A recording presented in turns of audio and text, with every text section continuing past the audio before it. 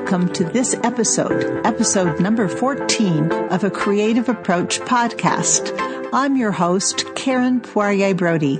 Thank you for joining us today as I talk with Ursula Morgan. Remember to visit the website www.acreativeapproachpodcast.com, where you will be able to access show notes from today's episode and from our past shows. We have a Facebook page too, and a group page on Facebook where your show comments are welcome. I also want to take this opportunity to thank my Patreon members for their support of the show. On this episode, I'm excited to welcome Ursula Morgan. Ursula is the Chief Executive Officer of Creative Bug, the award-winning DIY art and craft instruction site with over 1,000 videos for all skill levels. Before Creative Bug, she led a successful career as an art editor and was an award-winning magazine publisher and launched what some call the UK's favorite knitting magazine. She was the Vice President of all US operations for one of the United Kingdom's largest publishing houses. Ursula believes crafting is joyful, from making something to receiving a handmade gift.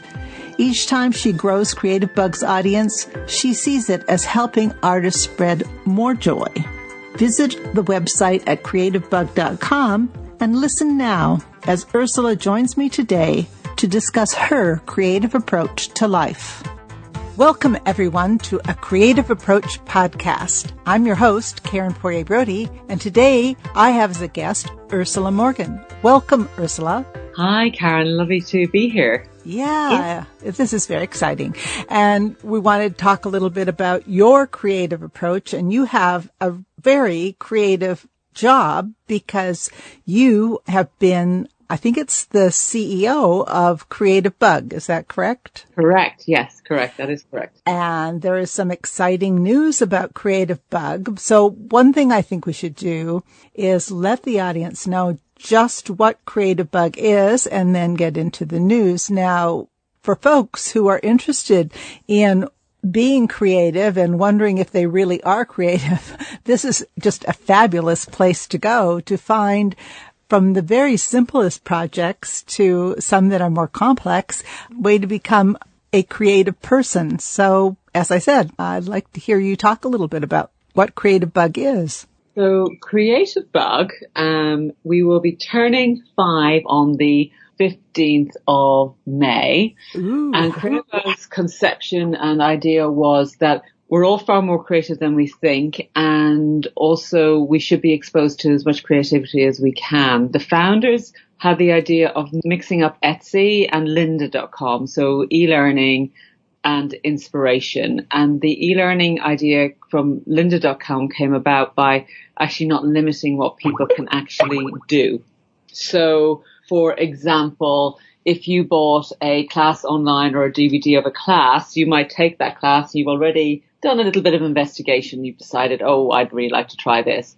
But on Creative Bug, you could come and take that exact same class, but also you can take unlimited classes. We've got over 1,000 classes, and we add 2 to 4 every week, and all for the price of a cup of coffee a month. So I say I don't want people to give up coffee. I just want people to give up a cup of coffee a month, and that's $4.95. So it's tremendous value, and we want to go for broader reach rather than charging really expensive and limiting it to people. We want all artists, even starving artists, to be able to afford to go dive into Creative Bug and have a lovely experience of creating everything from making your own pottery and cups, to painting, to daily drawing challenges, daily lettering challenges, designing your own fabric, sewing, knitting, crochet. It's pretty, cake decorating. It goes on and on and on. I hope I'm not forgetting any of the favorite babies in there. That does sound amazing. And congratulations on the anniversary. Wow, 5 years. That's great. And Yeah.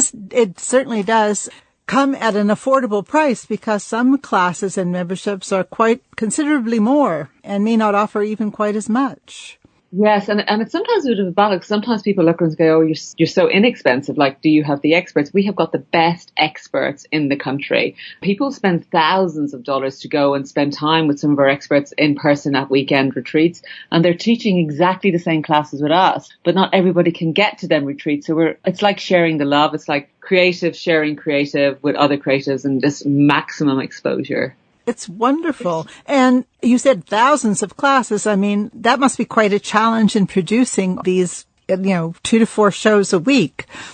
Yes, we've got it down. I mean, we've always been small. And I think when you're small and you just figure out smarter ways of working and smarter ways of doing things. So our shooters will shoot, edit and direct. So they know exactly what they're doing. Because sometimes you'll see people going on shoots and they'll take lots and lots of footage. But then the editor has to sit down and go through all of that, has got to clip it, do all the timing, then edit it, then somebody QAs it, checks it out, then has to go back and forward.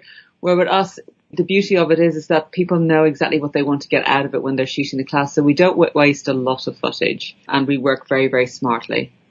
That is great. And I have been to the Creative Bug Studios, I have to inform listeners, and it's an absolutely wonderful place. It's a very creative atmosphere, and it isn't a very big spot, but it's certainly when it comes to creativity, it's a creative spot. It's quite lovely, and it looks like a really good teamwork there. Definitely. We are definitely a team, and we all pick up each other's bits of work. We all it's very hard to give anybody a job description, but definitely we have got the most awesome team, and we all love coming to work and love working together.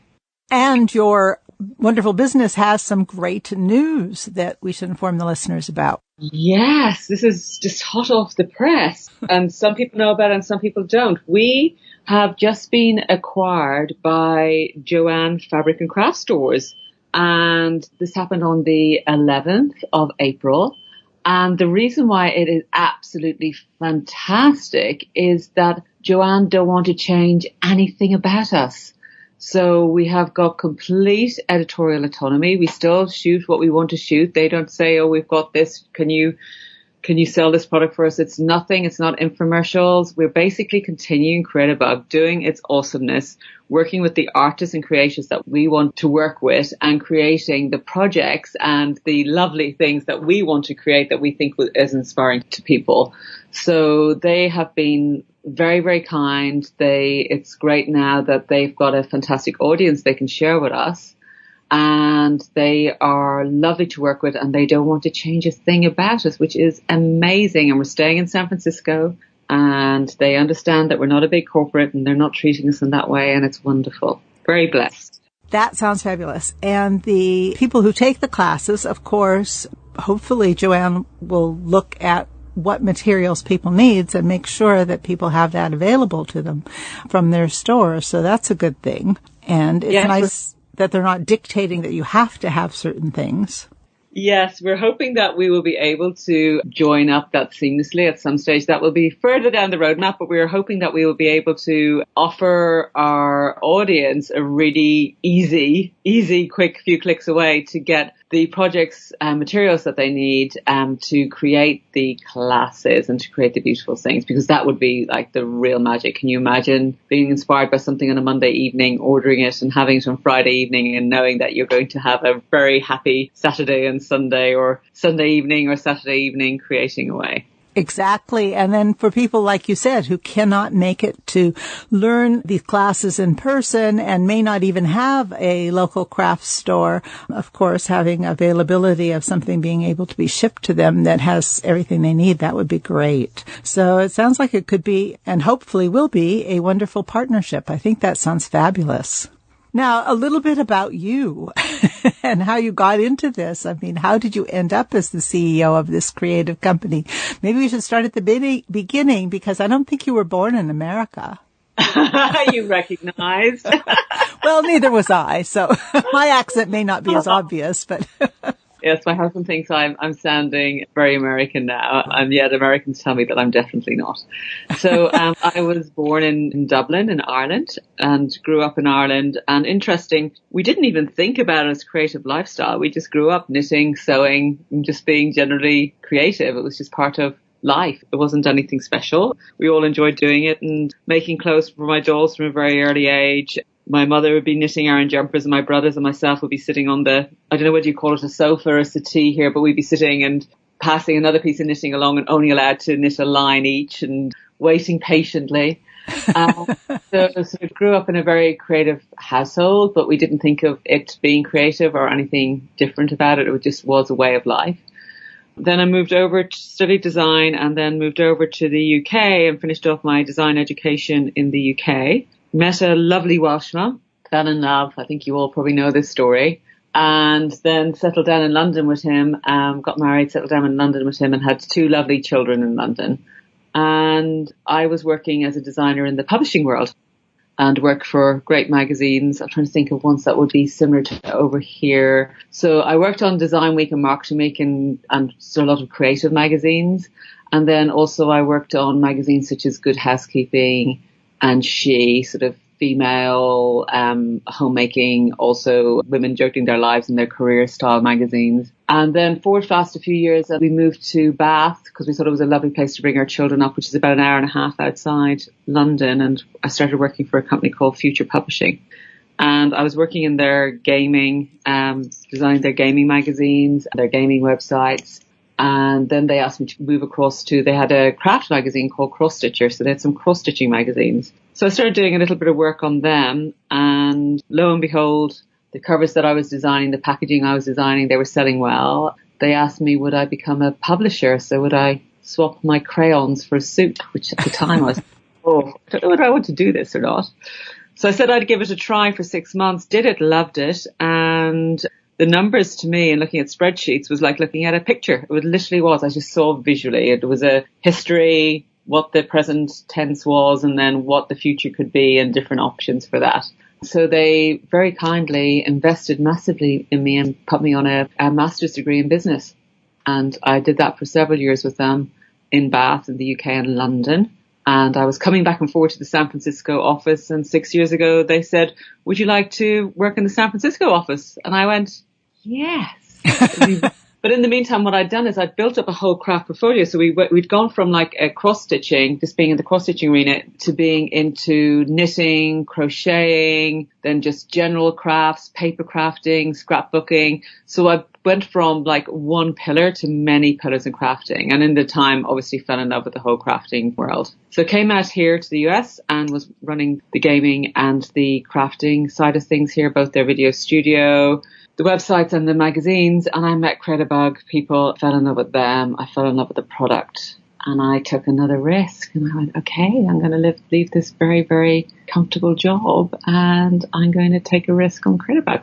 And that's what I did. Well, that's a great story. And of course, who could resist Northern California as a fellow Northern Californian? You had to come here.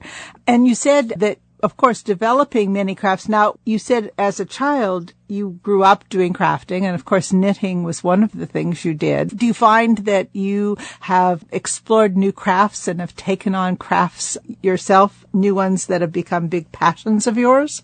It's interesting because working at Credibug every day, you're exposed to so much and things that I probably would not even necessarily say is a craft. It's just creating beautiful things for your home or for gifts for people. And you've seen our lovely craft room. I can just come in here. It could be somebody's birthday or anniversary and I can just put something together quite quickly.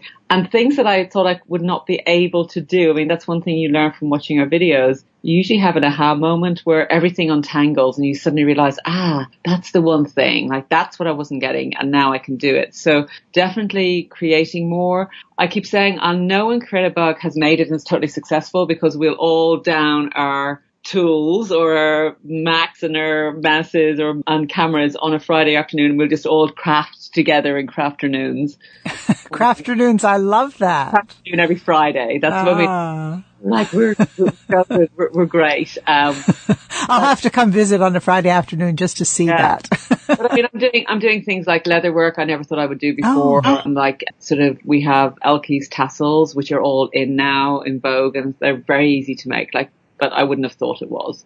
And then a lot of image transfers, great for gifts for people. Where you literally just take a photocopy and transfer it onto wood or canvas and people just love it. And I paint over the top of it or do something else to it, but you don't have to. So yeah, no, I'm definitely dabbling more in bits and pieces and just feeding my soul just a little bit with creativity. Well, I see so many classes on Creative Bug that I keep saying, I need to find more time to do more of these things. I also think I love this association of gaming and crafting. You know, I was co-host on the DigiScrap Geek podcast, and one of my friends and co-hosts, Christy Strickler, is a avid gamer as well as a scrapbooker and crafter. So I think there's an interesting association there. I think it's all about passions and deep passions, and be genuine and communicate to people about their deep passions. And I think there's a lot of commonality. Oh, yeah. Very interesting. As far as in your, I'm kind of traveling back and things, but you mentioned things in design school. What had you envisioned doing when you were studying design, and what sort of brought you to study design? Oh, now you're getting very personal. I think I have to lie down on the couch. So, I was always very creative, and then I was told at the age of 13 by my art teacher that I should not continue doing art, that I was very poor at it. And looking back, I realize now I was a very, very tall kid. I was always very tall. And I think maybe the teacher just didn't, in some way, she was quite small, and whether she didn't like me or what it was, but she encouraged all the smaller kids all the smaller in stature people to stay in her class. And I actually, thinking back at it myself, I had another great friend called Dervla. We were asked to leave. I must actually get in touch with Dervla and see if she's found her creative side. So I just presumed I wasn't any good at art. So stopped doing it in school. And then just before I was doing my A-levels, my leaving cert in Ireland, which is what you do before you go to university, I went to a careers evening, and I was with a lady who was told she was fantastic at art and was the top art person in the school. And she was a bit nervous talking to some art colleges. So I sat beside her just to help her out. And the person, she was chatting away, and I was sitting there quiet, and the person from the art college said to me, "Oh, like, what would you really like to do?" And I went, "Well, my total passion is fashion and textile. I've grown up in a family, like my mum's sisters were all involved in that. My mother was very heavily involved as well."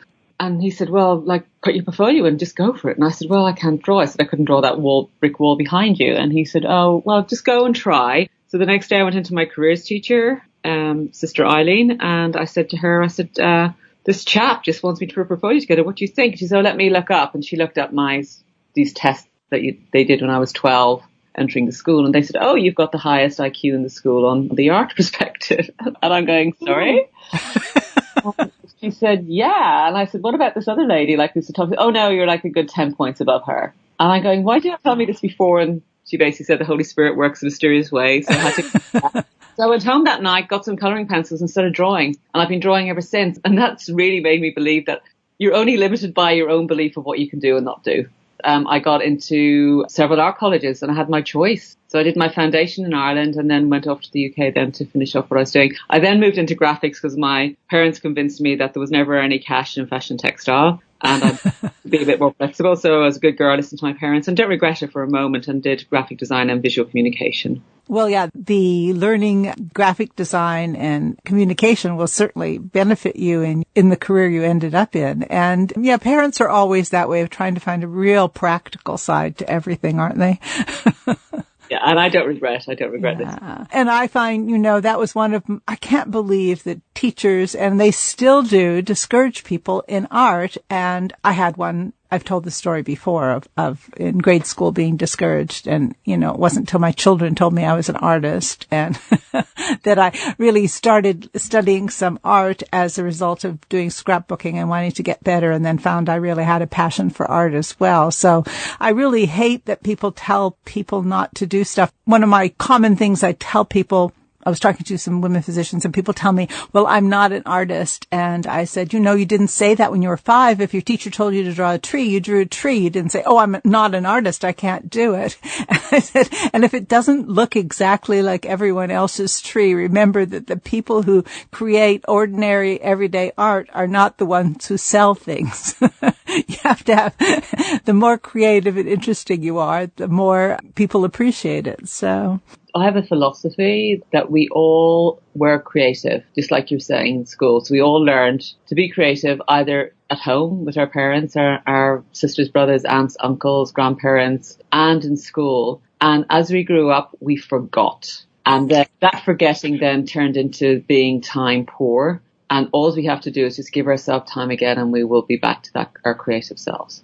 Exactly. And then creativity encompasses so many areas of our life. I mean, one of the things I've recently discovered, because I never cooked, and here I am getting on in years, I've discovered food can be very creative. I kind of like a more scientific approach where I have, understanding the principles behind things and timing and stuff. I'm not one of those cooks who can wander into the kitchen and just pull things out and create, but I'm getting there. I made something the other night where I had to kind of improvise a bit, and that was fun. But I think there are so many areas where we can introduce our creativity. Now, our cooking, one thing I haven't looked at Creative Bug to see, are there cooking classes? So we have got making an apple pie with Devlin, one of our videographers. He was a great sport. We did that one on 4th of July. And then we have got some cake decorating classes and baking classes with Wilton. Ooh. So literally how to do the cake, the crumb, like all the crowning, all that fun stuff. And then we've got canning. And we have just launched this month the most dreamy chocolate classes. Ooh, I don't know if I should look at those. So this is a chap called Mark Tilling, and he won Great British Bake Off Professional Creme de la Creme last year in the UK, and he's a chocolatier. And he was telling me that you can temper chocolate even in a microwave. You'd love it. There's lots of science in it, but it's really simple science. And he tempers it on a stove, but he also shows you how to temper chocolate and get that lovely shininess on a microwave, and also loads of wonderful ways of mixing color in with chocolate and making twirls and lots of fun stuff. Really easy. But yeah, so we do have some of the sweet treats at the moment, but we might even go further. But at the moment, we're just working on sweet treats. Oh, there goes my waistline. But it sounds divine. So everything from woodworking, I suppose metalwork, and then, of course, lots of fabric-related things, like you said, knitting and crocheting and making your own fabric.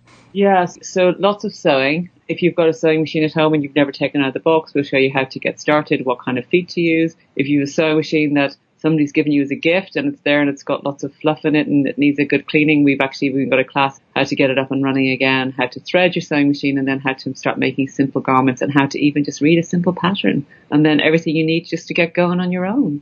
Oh, it sounds like there's a lot of really practical and then inspiring offerings at Creative Bug. So that sounds divine. I like that. Now, as far as we have not talked about exactly how people could find Creative Bug so they can sign up for these things and learn more.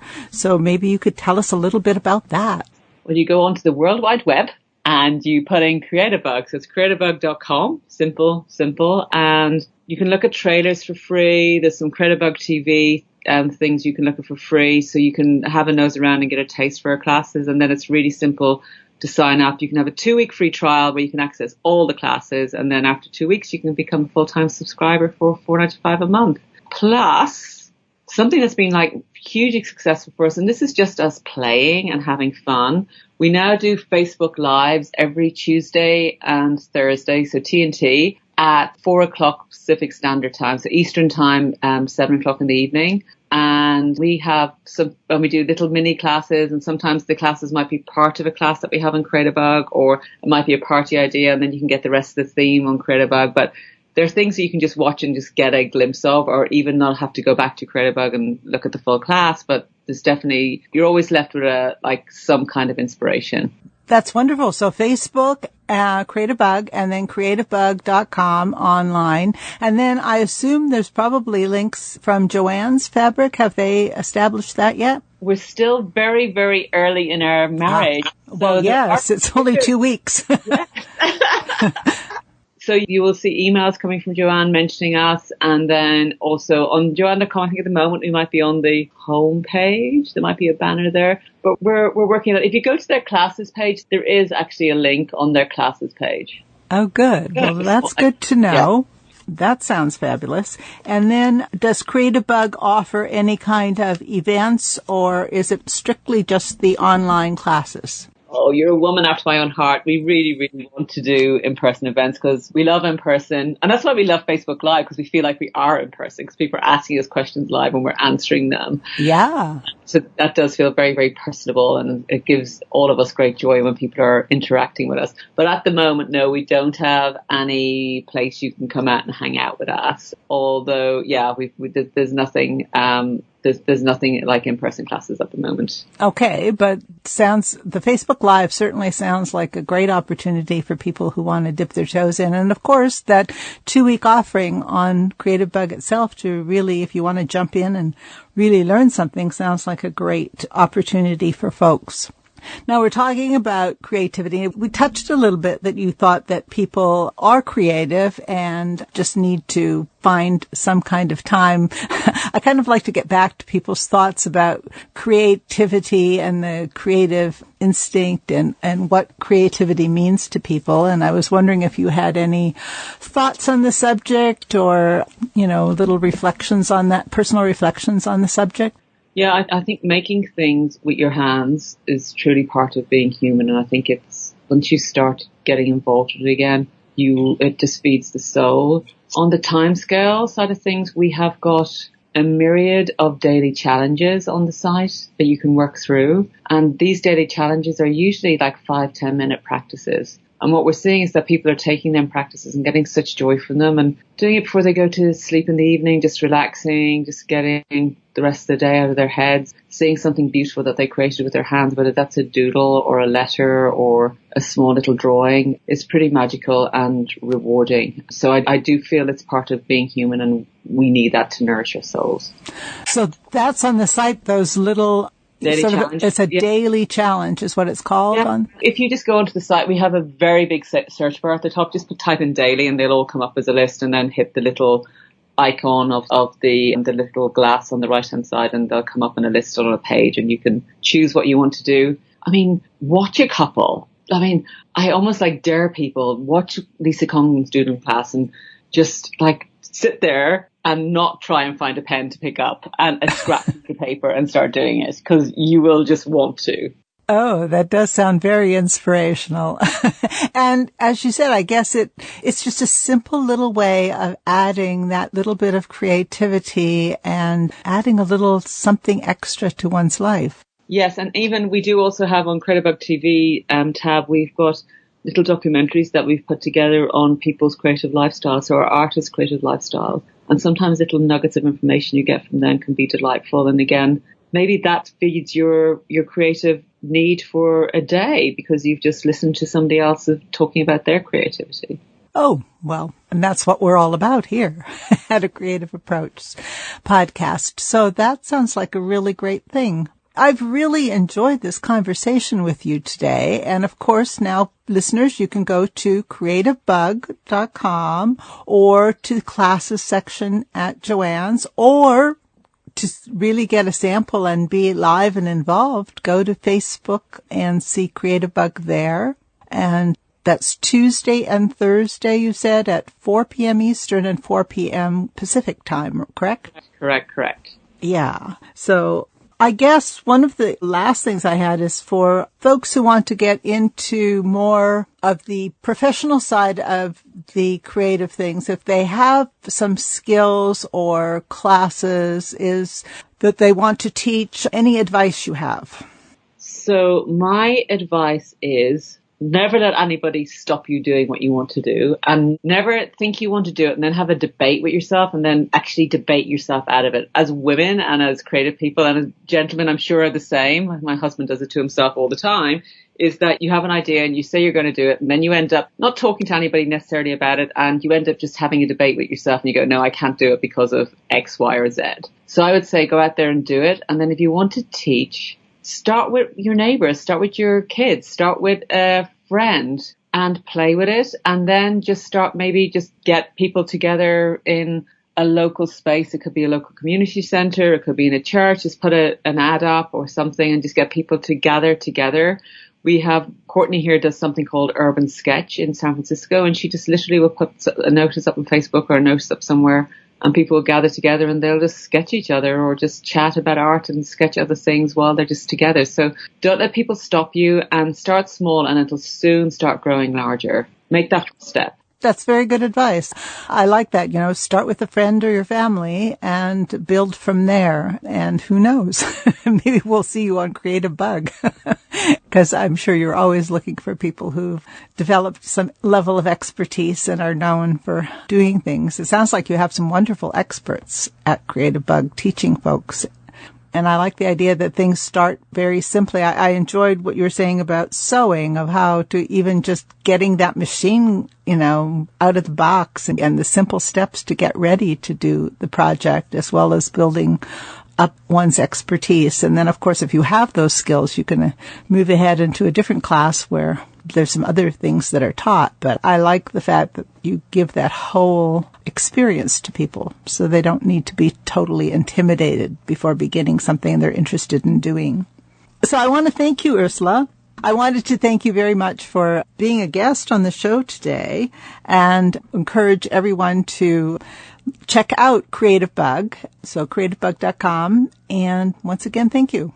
Thank you so much for having me. And when you're checking out creativebug.com, check out the gallery feature where you can see what people have actually made themselves, people like you. And then also when you get involved with creativebug.com, please post projects or activities onto the gallery page. We love watching that. That's very great. Yes, actually, the participation part. So not only can you communicate on Facebook one-to-one while talking about the classes, but you can also post things into the gallery. And I'm sure there's room for feedback on the gallery. Totally. And it brings us great joy seeing them. Absolutely. Total room for feedback. You make your comments, other people can comment, and it's lovely. Sounds divine. I love that.